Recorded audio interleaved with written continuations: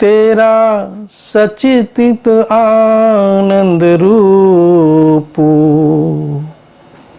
कोई कोई जाने रे तेरा सतचित आनंद रूप, कोई कोई जाने रे, कोई कोई जाने रे, कोई कोई माने रे, कोई कोई जाने रे, कोई कोई माने रे तेरा सतचित आनंद रूप, कोई कोई जाने रे।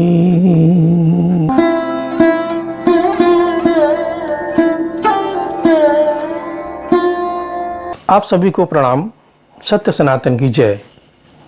ईश्वर की असीम अनुकंपा से, गुरु महाराज की असीम अनुकंपा से हम सभी लोगों को भगवत चर्चा करने का परम सौभाग्य प्राप्त हो रहा है।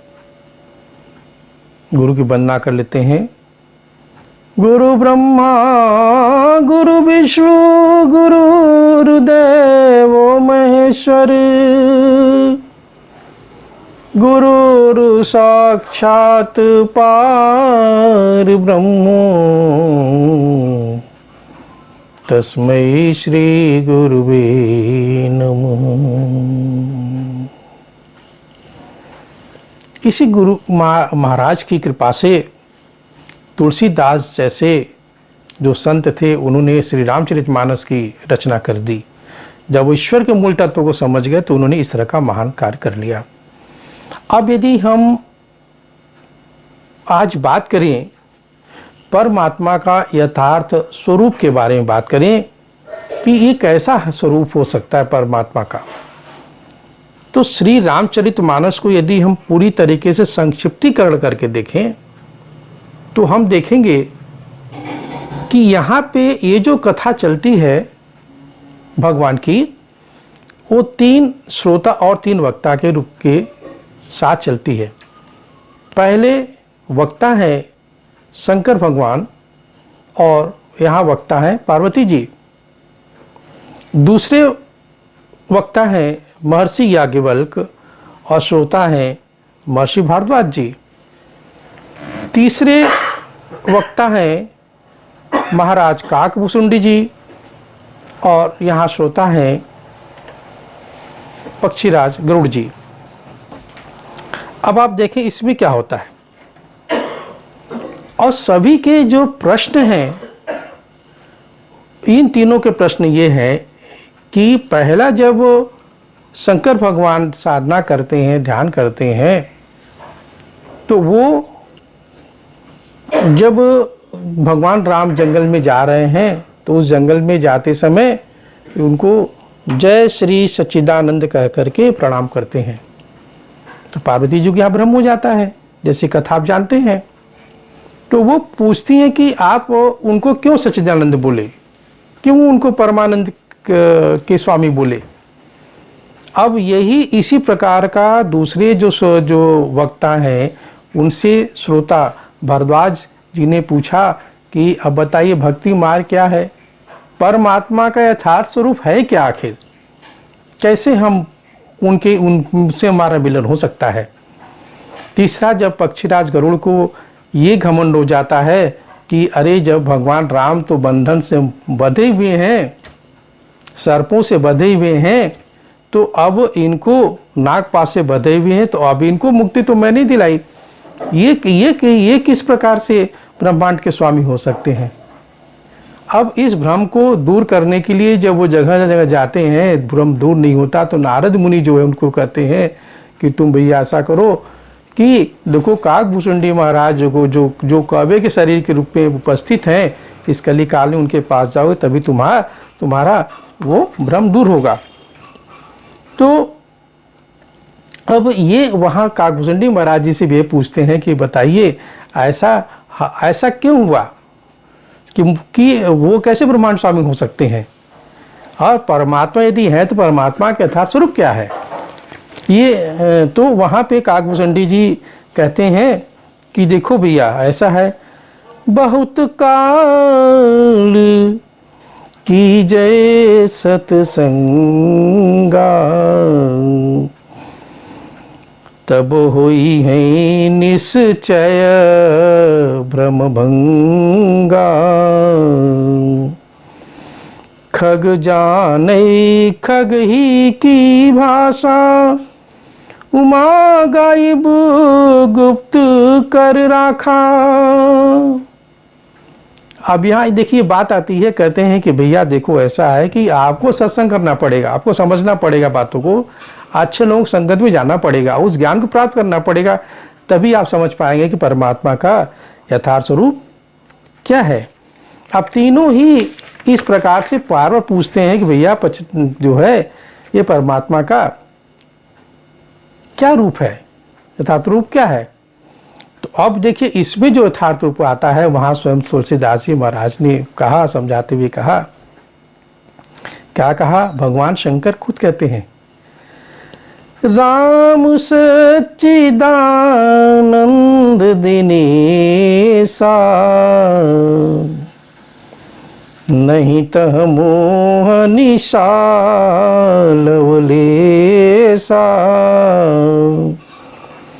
सहज प्रकाश रूप भगवाना, नहीं तह पुनि विज्ञान बिहाना। अब भगवान सच्चिदानंद कहते हैं, भगवान शंकर कहते हैं कि देखो वो जो सत्यचित आनंद है वह हमेशा प्रकाश रहता है, वहाँ कभी भी जो है कभी भी अंधकार नहीं होता, वो सहज प्रकाश है भगवान का, जो किसी प्रकार से उसका निर्माण नहीं किया जा सकता। अब आप लोग ये कहेंगे कि भाई देखो ये क्या सहज प्रकाश की बात होती है, क्या यह प्रकाश की बात होती है। प्रकाश तो वो भी है जैसे हम कोई दिया जला दें, बिजली जला दें, लाइट जला दें, लेकिन अब इस लाइट में क्या है कि अब इस लाइट को जब एनर्जी खत्म हुई, बटन ने बंद कर दिया तो लाइट बंद हो जाएगी। दिए में तेल है, वो प्रकाश वो भी दे रहा है, वो भी खत्म हो जाएगा तो भी बुझ जाएगा। स्वयं सूरज या तारे आप जो देखें जिससे प्रकाश निकलता रहता है, वो भी उनकी भी मृत्यु हो जाती है तो भी अंधकार में हो जाते हैं। स्वयं सूरज भी अंधकार में हो जाता है, कितनी ही गैलेक्सीज का आप देखेंगे तो। लेकिन अभी कहा सहज प्रकाश रूप है ना, जिसको कि नानक ने भी कहा कि जो था, है और रहेगा, नानक होसे भी सच। मतलब ये है कहने का यहाँ पर ऐसा भावार्थ आता है कि भैया देखो वो प्रकाश कभी खत्म नहीं होता, उसी प्रकाश से में ही हम लोग से निकलते हैं, उसी प्रकाश में हम लोग जाते हैं। परमानंद का प्रकाश का रूप यही है। तो इस प्रकार से समझाते हुए कहा कि यदि हम एक लाइन में बात कहें तो हम ही समझेंगे कि प्रकाश परमात्मा के यथार्थ स्वरूप जो प्रकाश का रूप है, सहज प्रकाश का रूप है, जो कि हजारों करोड़ों सूर्य तारों से भी अधिक प्रकाशवान है। जो हमारे जब गुरु महाराज हमारे तीसरी नेत्र खोल देते हैं तब हम उस प्रकाश का दर्शन अपने अंदर कर पाते हैं। स्वयं कबीरदास जी महाराज इस बात को बताते हैं कि भैया देखो, अब आप उनके जन्म के बारे में जानते ही हैं कि उनका जन्म भी शरीर से नहीं होता, वो तो एक तालाब के किनारे, लहरतारा में तालाब है, तालाब के किनारे पड़े हुए मिले थे। वो ऐसे ही तो खुद भगवान के रूप हैं। अब वो मिले थे, वो भी बार बार यही समझाए कि देखो ना ही भैया हमको हिंदू है, ना मुसलमान है, ना सिख ईसाई, कुछ नहीं है। आप नाम का सुमरन करिए, परमानंद प्रकाश का सुमरन करिए। देखिए सांसों में जो रमण कर रहा है, आप कैसे नहीं आपको शांति मिलेगी। आज ब्रह्मांड के स्वरूप को, ब्रह्मांड में जो एक संगीत बज रहा है, नाद ब्रह्म बज रहा है, उसको सुनिए। खेचरी मुद्रा लगाइए, अमृत पान जो आपके शरीर में है उसको करिए, देखिए आपको कैसे नहीं होता। ये तो स्वयं तुलसी रामचरितमानस में बारों समझाने का प्रयास किया गया है कि जब मूल स्रोत से जुड़े रहेंगे तो हमारा भारत भी एक हो जाएगा, हमारा परिवार भी एक हो जाएगा, और हम सभी लोग एक दूसरे की सेवा में भी लग जाएंगे। तो एक बहुत छोटा सा भजन है, क्या है? तेरा सचित आनंद रूप कोई कोई जाने रे, तेरा सतचित आनंद रूप कोई कोई जाने रे, कोई कोई जाने रे, कोई कोई माने रे, कोई कोई जाने रे, कोई कोई माने रे, तेरा सतचित आनंद रूप कोई कोई जाने रे। जय श्री राम।